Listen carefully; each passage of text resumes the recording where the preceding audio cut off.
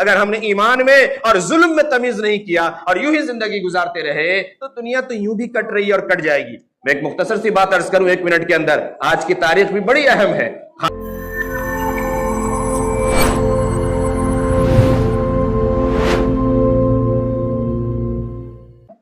اللہ چاہے تو یہ دماغ کام کرتا ہے اور اللہ چاہے تو ابھی کہ ابھی ایک نس ہلے اور دماغ ختم، صحت مفلوج، عقل ختم، تمام علم دھڑا کا دھڑا رہ گیا۔ ایک سے ایک عقل مندوں کو، ایک سے ایک بڑے بڑے ڈاکٹروں کو، پروفیسروں کو، بڑے بڑے عہدوں والے کی زندگی کو آپ جیسے پڑھ کے دیکھیں کہ آخر عمر میں ان کی حالت ایسی کہ جو تمام چیزوں پہ کھوج کر کے بتا رہا ہے کہ اس کے اچھائی کیا ہے اور برائی کیا ہے، آخر عمر میں وہ خود اس چیزوں کو سمجھ نہیں پا رہا اور ان برائیوں میں خود ملوث ہے، دماغ کام نہیں کر رہا۔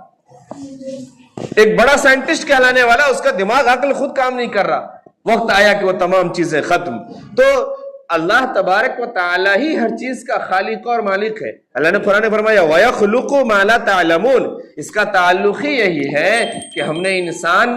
کو بنا دیا، انسان کے اندر پوری ایک صلاحیت ڈال دی، عقل ڈال دیا، شعور ڈال دیا، چیزوں کو سمجھنے کی فہم و فراست ڈال دی اور دنیا کی تمام چیزوں کو ڈال دی۔ اور اللہ نے فرمایا کہ دنیا کو ہم نے مسخر بھی کر دیا انسانوں کے لیے، چاند سورج کو بھی ہم نے مسخر کیا، دریاؤں کو، پہاڑوں کو بھی ہم نے مسخر کیا، تمام چیزوں کو ہم نے انسان کے لیے بنایا۔ ہاں اب جو انسان جس چیز پر جتنے طاقت لگاتا ہے، جتنا اپنے آپ کو کھپاتا ہے، جتنی صلاحیت لگاتا ہے، اس کو وہ اپنے لیے اور اپنے لوگوں کے لیے اور دنیا کے لیے اتنا کارآمد بنا پاتا ہے، نہیں لگاتا ہے، نہیں بنا پاتا ہے۔ پھر اللہ تبارک و تعالیٰ نے ہر انسان کے اندر الگ الگ قسم کی صلاحیتیں رکھی، ہر آدمی الگ الگ کام کر رہا ہے اور ان تمام کاموں کو ملا کر کے ہماری دنیا چل رہی ہے۔ کوئی ایک آدمی دنیا کا تمام کام نہیں کر سکتا اور ایک ہی آدمی دنیا کا تمام کام کرے، یہ اصول بھی نہیں ہے۔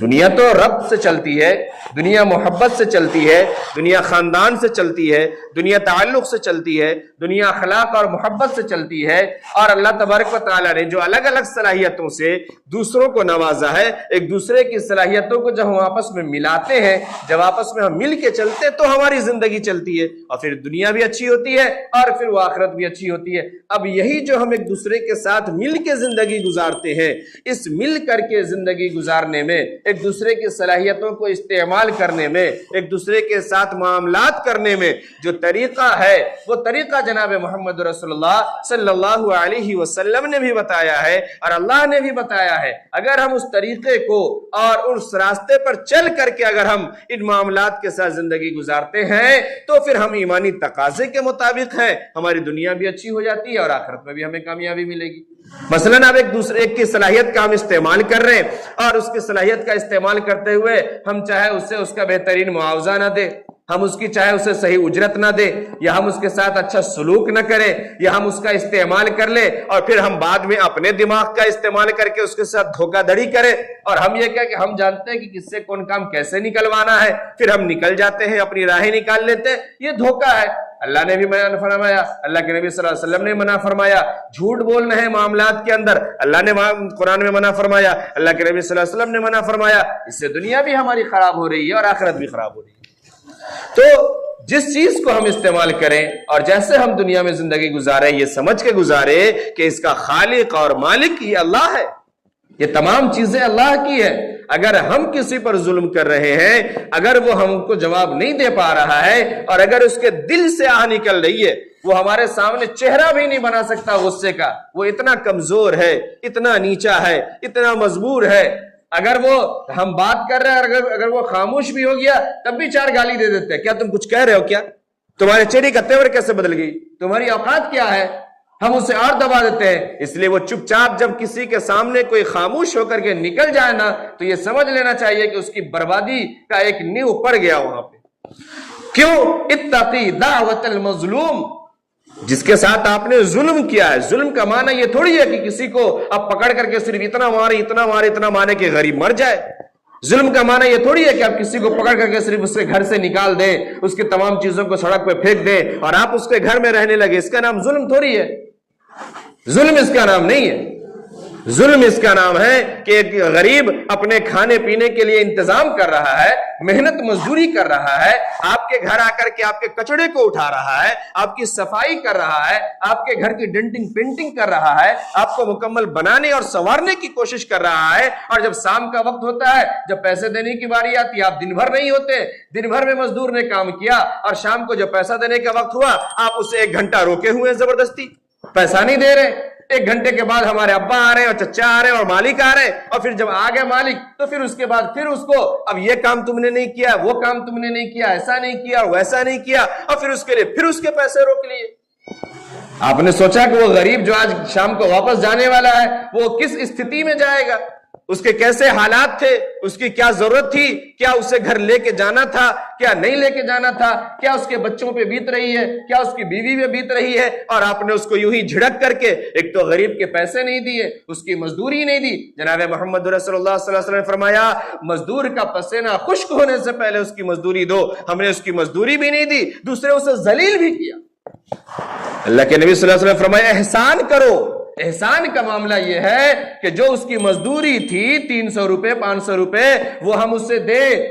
اور احسان یہ ہے کہ دے تو دینے کے ساتھ اسے 2 میٹھے بول بھی بولے،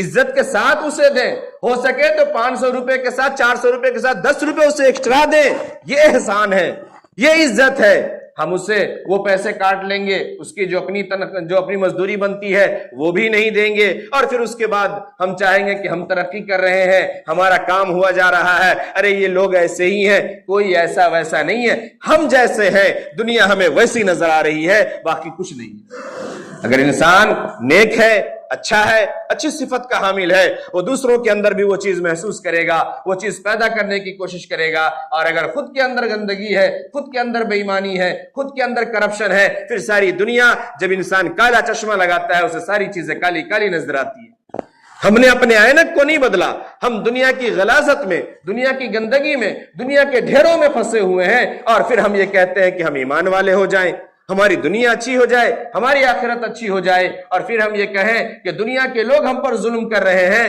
کوئی ظلم نہیں کر رہا، قرآن یہ کہہ رہا ہے کہ ظلم انسان اپنے اوپر کر رہا ہے۔ آپ قرآن کو پڑھیں، ہر تھوڑے دیر کے بعد، ہر تھوڑی دیر کے بعد یہ آیت آئے گی جہاں یہ بات صاف صاف لکھی ہے کہ دیکھو تم نے اپنے آپ پر ظلم کیا، تم اپنے آپ پر ظلم کر رہے ہو، دیکھو یہ کام چھوڑ دو اور اس سے معافی مانگ لو کہ تم نے اپنے پر ظلم کیا۔ آج ہم اپنا محاسبہ نہیں کرتے، ہم اپنے کو دیکھتے نہیں، اپنی ظلم پر غور نہیں کرتے، اپنے عقائد کو ہم نہیں دیکھتے، اپنے اعمال کو ہم نہیں دیکھتے، خود کوئی نیک عمل کرنے کی کوشش نہیں کرتے، اللہ کے احکام کو پورا نہیں کرتے، دنیا کے معاملات کو جو واجب الادا ہے ہم اسے پورا نہیں کرتے، پھر ہماری دنیا بھی خراب ہے اور آخرت بھی خراب ہے۔ اللہ فرمایا هل من خالق غیر اللہ یرزقکم من السماء والارض، ہے کوئی اللہ کے علاوہ جو تمہیں روزی دیتا ہو؟ وہی پیدا کرنے والا ہے، اسی نے پیدا بھی کیا، اور وہ تمہیں روزی آسمان سے دیتا ہے۔ تمہاری روزی تو آسمانوں میں ہے، تم دنیا میں در بدر کی ٹھوکریں کھا رہے ہو، اللہ کو چھوڑ کر کے، اللہ کے حبیب کو چھوڑ کے، سچ کو چھوڑ کر کے، حق کو چھوڑ کر کے، حلال کو چھوڑ کر کے حرام پہ بھاگے جا رہے ہو، اللہ کے بتائے راستے کو چھوڑ کے بھاگے جا رہے ہو، نبی کی سنت طریقے کو چھوڑ کے بھاگے جا رہے ہو، دھوکہ میں پھنسے ہو، جھوٹ میں پھنسے ہو، فریب میں پھنسے ہو، اور پھر کہہ رہے ہو رزق ہی نہیں مل رہا ہے، کامیابی نہیں مل رہی۔ ارے جہاں رزق ہے وہاں تو ہم نے دروازہ ہی نہیں کھٹکھٹایا۔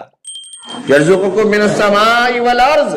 اللہ نے تمہارے روزی کو آسمان میں بھی رکھا ہے، زمین میں بھی رکھا ہے، وہ جب دینے پہ آئے گا تو زمین پھاڑ کے دے گا، وہ جب دینے پہ آئے گا تو آسمان سے اتار کے دے گا، لیکن اگر ہم نے اس کی بات نہیں مانی، اس کے راستے پر نہیں چلے، اگر ہم نے حلال اور حرام میں تمیز نہیں کیا، اگر ہم نے ایمان میں اور ظلم میں تمیز نہیں کیا اور یوں ہی زندگی گزارتے رہے تو دنیا تو یوں بھی کٹ رہی ہے اور کٹ جائے گی۔ میں ایک مختصر سی بات عرض کروں 1 منٹ کے اندر، آج کی تاریخ بھی بڑی اہم ہے۔